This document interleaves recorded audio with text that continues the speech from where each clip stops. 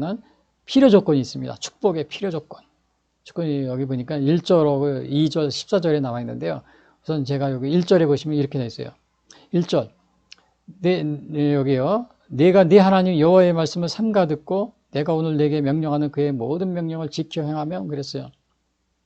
여기서 행하면 그랬죠. 행하면. 요거는 뭐냐 하면은 행위 언약이라고 합니다. 이 성서적인 관점에서 보면은. 근데 이제 요거를 주로 이제 책임을 강조하는 거예요. 책임이 있는 거예요. 그렇죠. 행하면 그랬으니까 행위 언약이고요.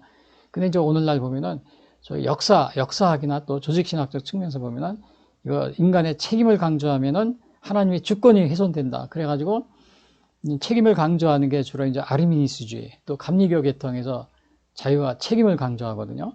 근데 이제 칼빈주의 같은 데서는 하나님의 주권, 절대적인 주권을 하면서. 그래서 인간의 책임보다는 하나님의 주권 하에서 이렇게 얘기를 합니다. 그런데 그걸로 따지면은 뭐 칼빈주의 같은 걸 따르시는 분들은 뭐 감리교 아르미스주의를 따르는 이러한 그 뭐 감리교나 아르미스주의를 갖다 이단이라고 이제 막 그럴게까지도 합니다. 물론 다 그런 건 아니고요. 일부 어느 분들은요. 근데 이거를 조직신학적이나 아니면 그 역사학적 신학에서는 그걸 그렇게 따지는데 그렇게 하지 마시고 성서신학적 측면에서 보면 이거는 우리가 언약으로 보면 됩니다. 행위 언약과 쌍무 언약. 뭐 여기서 책임이라는 말을 쓰면은 뭐 이게 뭐 하나님이 주권을 무시한 것이다. 그래서 뭐 이단적이다. 뭐 이렇게 따지지 마시고 성서신학적으로 접근하시면은 편무 언약과 쌍무 언약으로 볼 수 있습니다. 이 쌍무 언약이라는 거는 쌍방이 행위 언약입니다. 또 이렇게 얘기하면 또 신인협동론이라고 그래가지고 신인협동론 주장하면은 아르미니스주의가 주장한 거니까 뭐 또 이단이다 또 막 그런 분들이 있는데 여러분 그거 따지지 마세요. 따지지 마시고 우리 성서신학적으로 조직신학이나 역사학자들은 그걸 따집니다.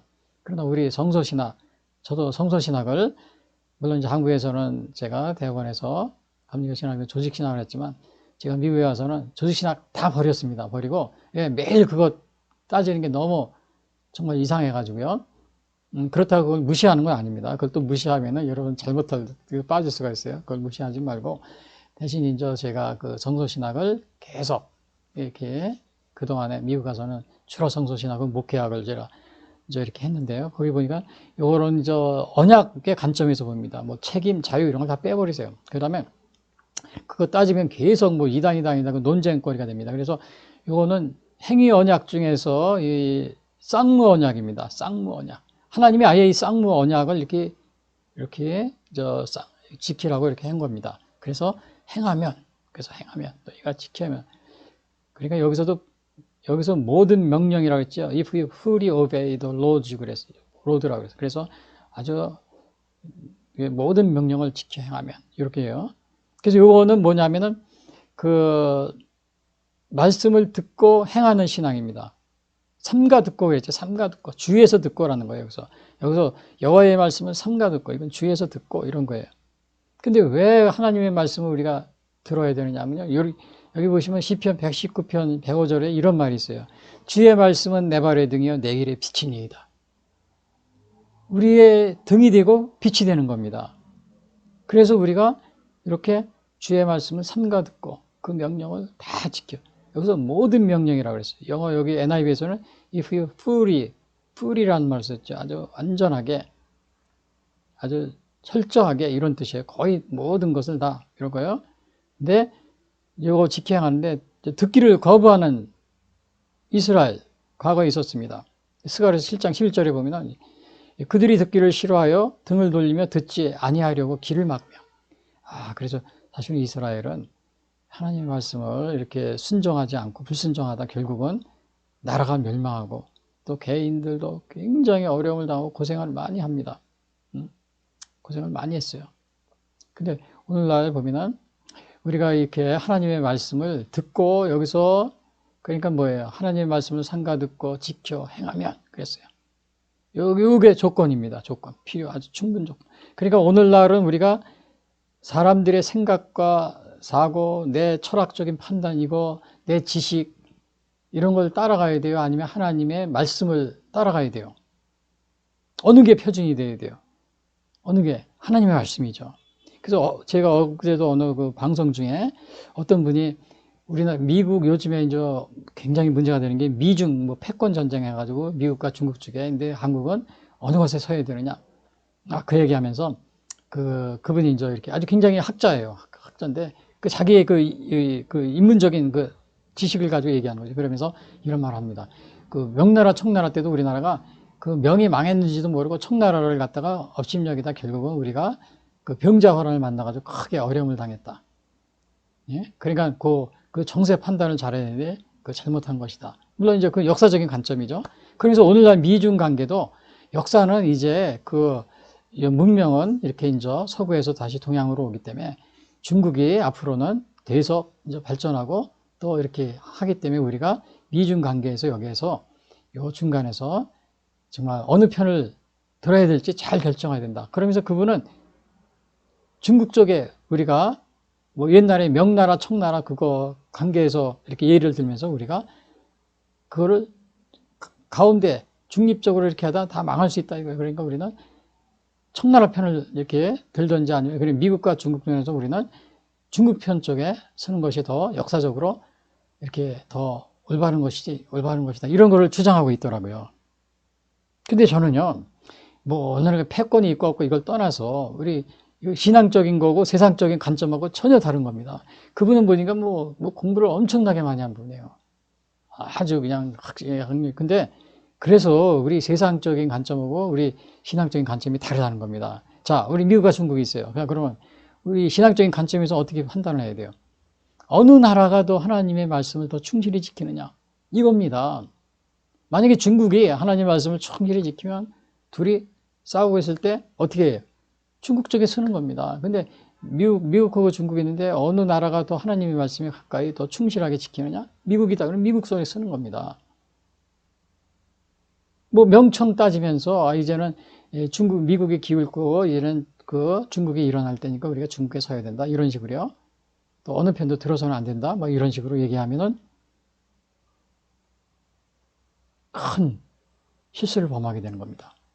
실수를 범하게 돼요. 그러나 좀 불행하게도 중국 같은 경우는 작년에 어제 제가 미국 뉴스를 또 이렇게 봤는데 신문 기사를 봤는데 제가 이제 매일같이 이렇게 이제 미국 뉴스나 신문 기사를 보고 있습니다. 한국 것도 보지만은 근데 어제 그 미국의 유명한 그 기독교 신문에서는 아주 많은 이게 아주 공인된 그런 신문인데요. 그 신문에서는 중국에서 지난 한 4, 5년 동안 파괴된 교회가 한 4,000교에서 1만 교회가 된다고 합니다. 1만 교회. 그리고 그 신문에 또 기사에 하면은 만 18세 이상은 학생들은 18세 이하는 성역 공부 금지, 교회 가는 거 금지 이렇게 법으로다가 제정을 해놨다고 합니다. 그래서 젊은 학생들이 어디 가서 하나님 말씀 들을 수도 없는 이런 상황에 처벌하는 거니까 처벌받으니까요. 자, 그러면 우리가 미중 패권이다. 그럼 어느 쪽에 우리가 서야 되는 겁니까? 이건 뭐 친미냐 반미냐 또 친중이냐 반미 이걸 떠나서입니다. 여기에 판단 기준은 어느 나라가 하나님의 말씀을 잘 순종하고 따르냐, 또 하나님의 말씀을 전하는 이 교회를 보호하고 또 그런 말씀을 전하는 사역자들을 보호해주고 또 하나님의 말씀을 더 들으려고 하는가, 거기에 따라서 판단하는 겁니다.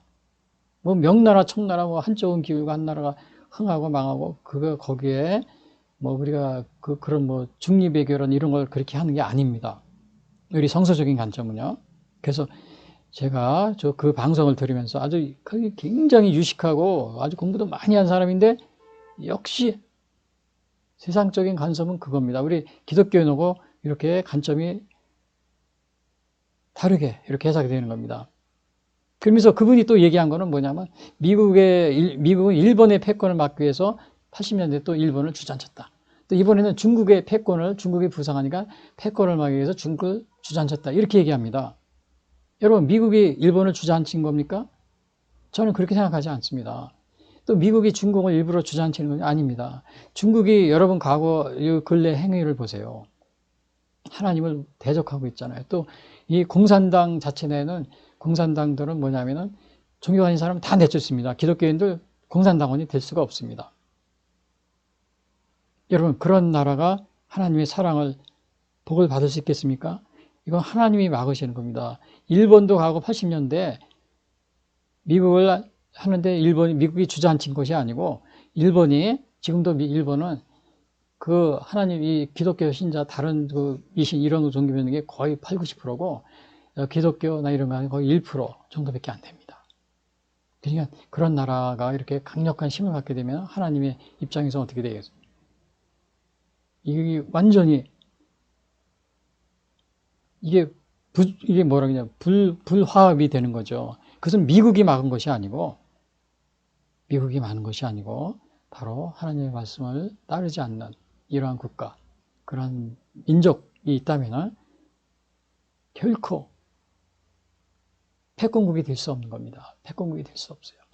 그거는 제가 요 뒤에 또 계속해서 나옵니다. 그래서 요거는 이 축복 조건이 뭐냐? 지켜 행하머니입니다. 여러분, 뭐 패권국이 된다, 안 된다. 이게 거기에 그것이 우리가 뭐 땅이 넓고 인구가 많고 뭐 산업이 발전하고 기술이 그게 아니에요. 하나님의 명령을 지키느냐, 안 지키느냐.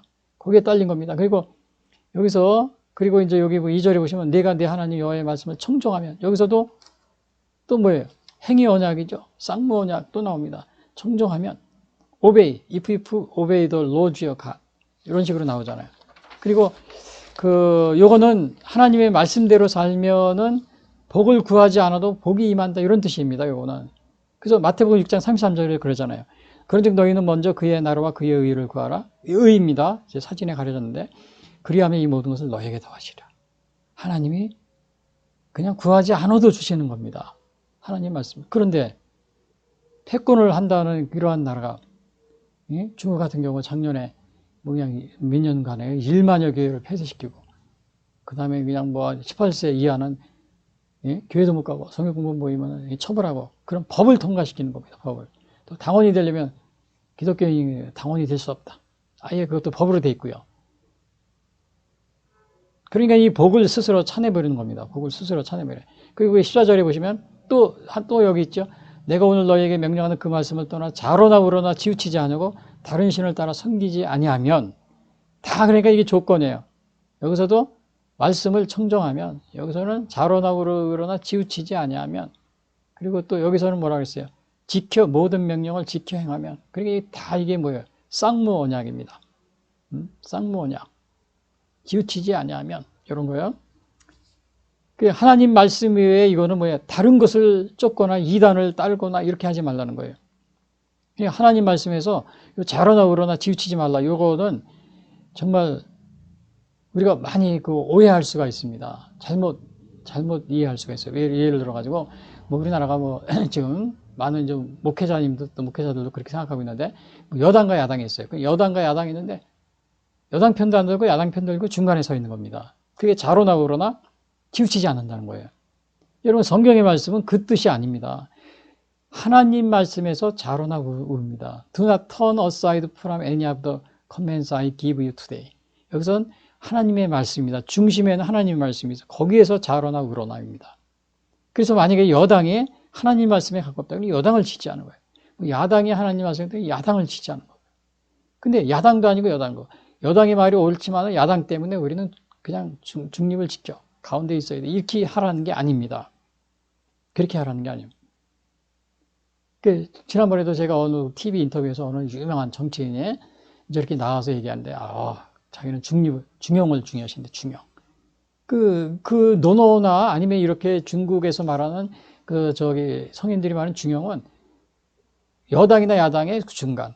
그러니까 그러니까 두 가지 사건에 있어서 중앙을 되게 의미하는 쪽으로 얘기할 때가 많이 있고, 오늘날 정치인들도 그런 식으로 얘기하더라고요.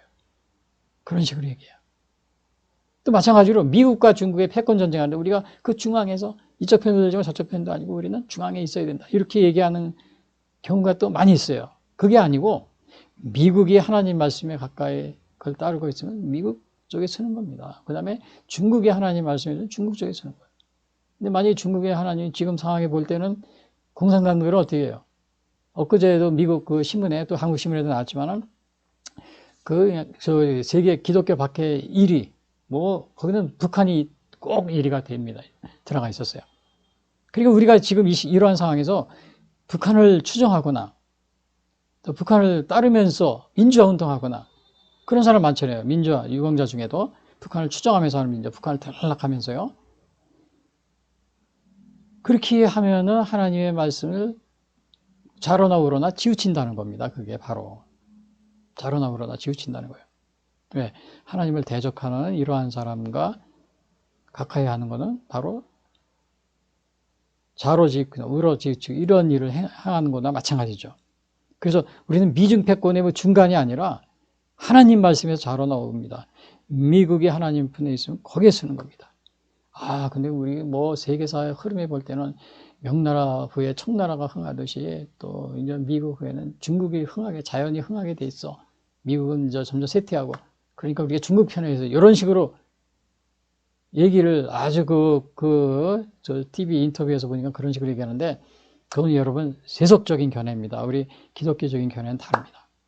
기독교적인 견해는 전혀 다릅니다.